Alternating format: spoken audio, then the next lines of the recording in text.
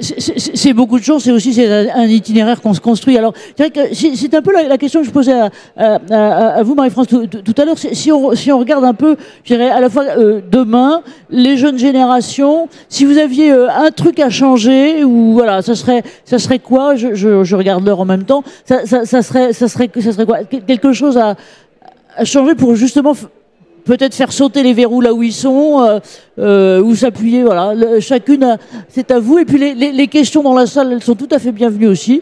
Mais à vous. Marie-France, qu'est-ce que vous diriez là-dessus? De me dire qu'une table ronde de ce type-là, elle n'est plus l'utilité, en fait. C'est-à-dire qu'en fait, la question du genre en soit plus une.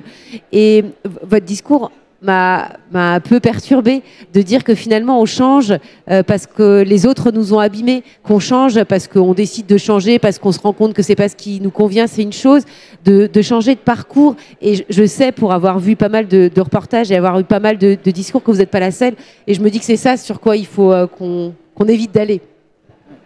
On va demander à l'ingénieur extérieur, et puis après à Floriane sur Floriane, j'ai toujours peur de la faire parler, mais Axel de côté. Ouais. Alors moi, sur la partie patiente, je pense qu'il faut donner plus de poids aux patientes je ne suis pas que patiente, je suis ingénieure de base, et effectivement j'ai été mise dans le système de santé sans le vouloir, et j'ai souhaité trouver des innovations.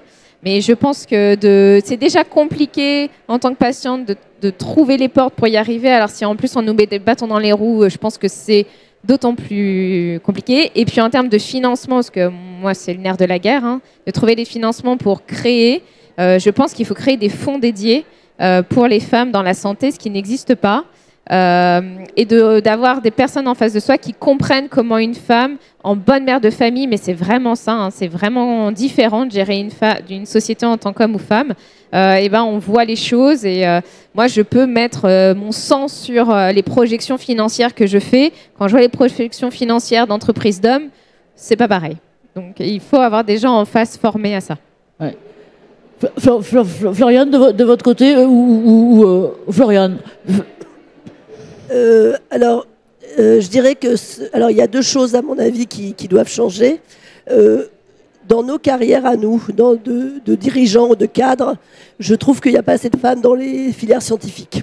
Autant, je pense qu'on a conquis quand même un certain nombre de places dans des filières de management qui sont plus littéraires.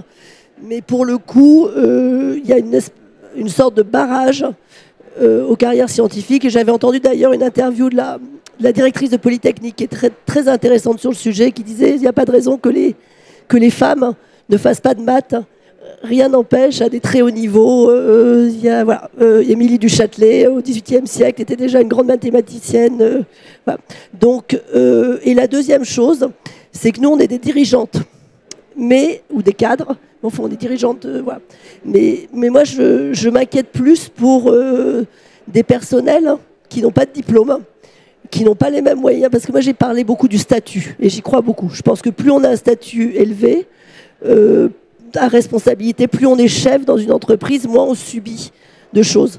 En revanche, les personnes qui sont en bas de l'échelle, qui n'ont pas de qualification, je pense qu'il y a d'énormes progrès. Et je regrette un peu d'ailleurs que dans les discussions sur les violences ou les maltraitances faites aux femmes, on ne cite que des exemples de femmes qui ont un certain statut social. Alors que je pense que la dame qui fait le ménage dans une entreprise, il y a peut-être des choses qui se passent et dont on parle pas assez. Et là, je pense qu'il y a des vrais sujets.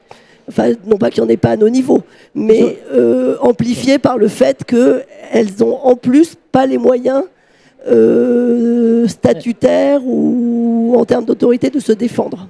C'est les dimensions de l'invisible. Je vous vois piaffer, Anne-Carole. Ah oui, parce que moi, c'est mon côté très optimiste, donc on ne va pas me changer maintenant. Et en fait, je vous disais tout à l'heure qu'à l'IGAS, il y a une préoccupation forte par rapport à l'égalité homme-femme. Mais ce qui est pas mal aussi, c'est que c'est dans un rapport IGAS et pour le coup IGF, donc Inspection Générale des Finances, qui est un rapport relativement récent, qui est disponible d'ailleurs sur le net. Alors celui-là, je l'ai noté parce que je me suis dit que j'allais pas tout bien dire. Il s'appelle Mettre en œuvre la budgétisation en intégrant l'égalité homme-femme. Et avec, vous disiez comment on change. Et donc il y a 6 piliers. Bon, je vous fais pas tout le rapport, hein, et puis d'ailleurs je le ferai probablement pas très bien. Mais en fait, l'idée, c'est comment est-ce qu'on fait pour qu'à tous les niveaux, on intègre et on inclut une perspective de genre. Et à l'intérieur, ça voulait dire que, y compris dans ce qu'on fait, quand on fait l'analyse recettes-dépenses, on regarde comment on peut promouvoir à l'intérieur de tout ce qui est État et sécurité sociale, la promotion homme-femme. Et c'est pas des trucs, quand vous regardez le rapport, je voudrais pas que ça a l'air de être hors sol, parce que c'est pas du tout hors sol, c'est des trucs très précis. Donc par exemple, c'est que dans la démarche budgétaire, on voit comment on intègre les enjeux et on recense. Il y a déjà un recensement qui existe, mais on améliore encore le recensement pour voir tout ce qu'on a fait spécifiquement par rapport à tout ce qui est égalité homme-femme.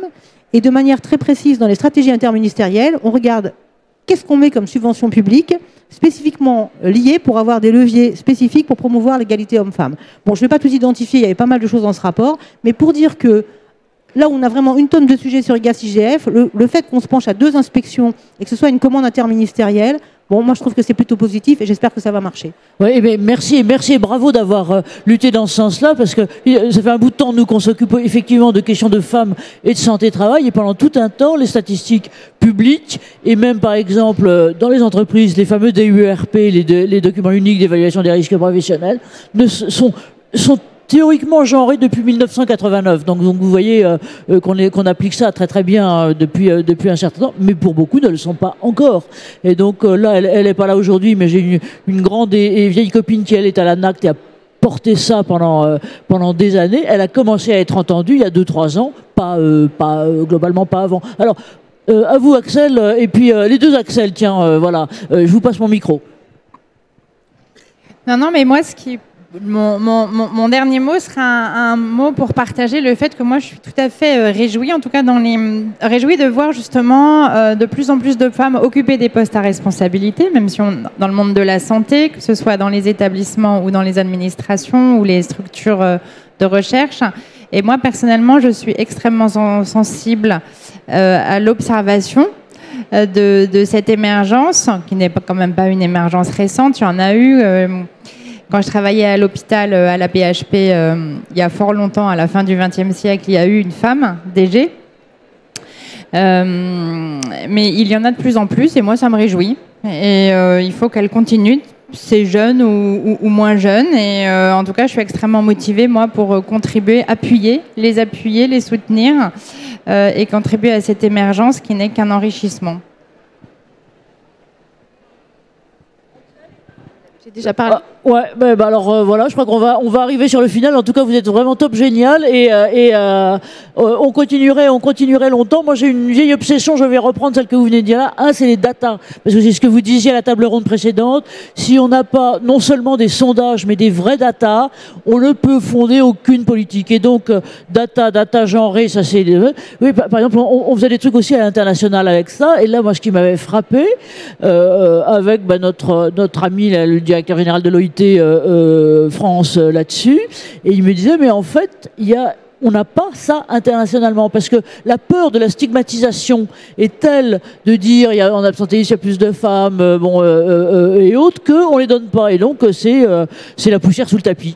Alors on va espérer qu'on ne sera pas la poussière sous le tapis et qu'on va continuer à être, comme vous l'êtes, des femmes, des phares, et donc je vous propose qu'on les applaudisse un grand coup. Grand coup, merci à vous. Et donc pour tout ce, voilà, on a deux autres phares là-bas qui vont pas tarder. Et donc les prochaines étapes, déjà le 31 mars, on aura le replay de celle-ci et de la table ronde précédente, et plein d'autres choses qu'on va continuer à monter avec vous tous, et on vous remercie infiniment. Merci à vous, bravo.